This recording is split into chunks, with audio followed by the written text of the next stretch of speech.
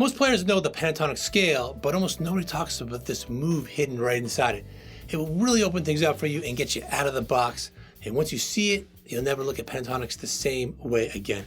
Let's hear it in action, but first, what does a super common approach in a typical shape sound like?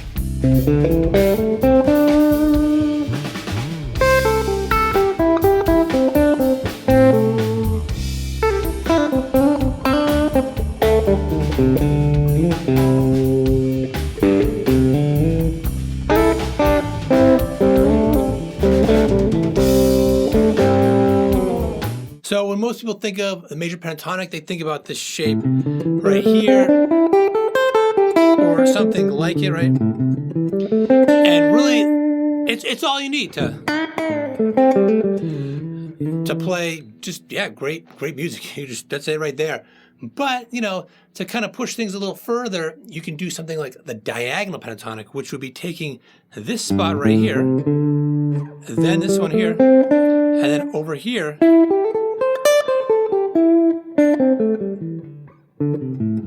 right? So it's three different like kind of sweet spots, and what that does is it makes it kind of like a diagonal line. What that does is it's like the strong shapes.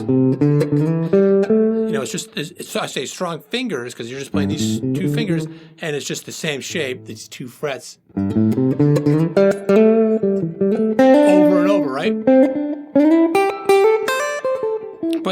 And that's pretty common. It's you can actually get techniques in like slides and pull-offs, you know, really easily, so it makes it even more expressive than just staying in one spot. But something I like to do is what I call the U shape. So it's taking the same thing, but when we get to here, instead of continuing up, we go backwards. Which, this is actually the same note. It is repeat it. You could always do that and not play that one again.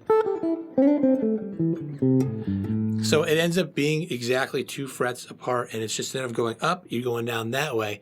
And it's just a little bit different. It gives you a little bit more, I don't know, I just feel like it's just kind of as good as going up down, but it's just another option, and it allows to be a little bit different. And I like playing diads with it, and that is just, some people call them double stops, especially like blues, you know, but I call them diads because I like to play around with triads, which tri meaning three note shapes. These are just two note shapes. I feel like it's less tied to the blues when you think of diads versus double stops. But it works. You can hear how it fits that real well. And if you want to try this stuff out with a backing track, I've got a free backing track. I'll put a link in the description down below. It's a great way to experiment with this and pretty much anything you practice. It's a lot better than just playing in isolation. It can be good to play along with an actual like original recording, but having a backing track where the vocals and lead guitar is removed makes it a little more easy to experiment and hear how things sound. So check it out, yeah, and the link down below. Now let's check out how the same idea works beautifully in the minor pentatonic too, but after hearing first a super common way.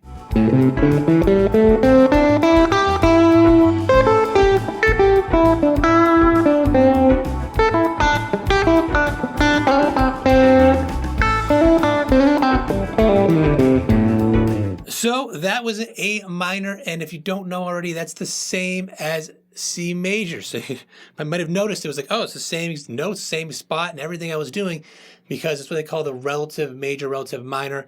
So when you play, you know, C major, and if you just focus on A, you go down a little further, A to A, it's the same notes, but it sounds darker, sounds brighter, but it's the same notes. It depends on which note you're playing. If somebody was strumming a C chord and you're like, oh, I'm going to play A minor pentatonic, it's going to sound like C major pentatonic no matter what you do, and vice versa. If someone's playing an A minor chord, it's going to sound like A minor pentatonic no matter what.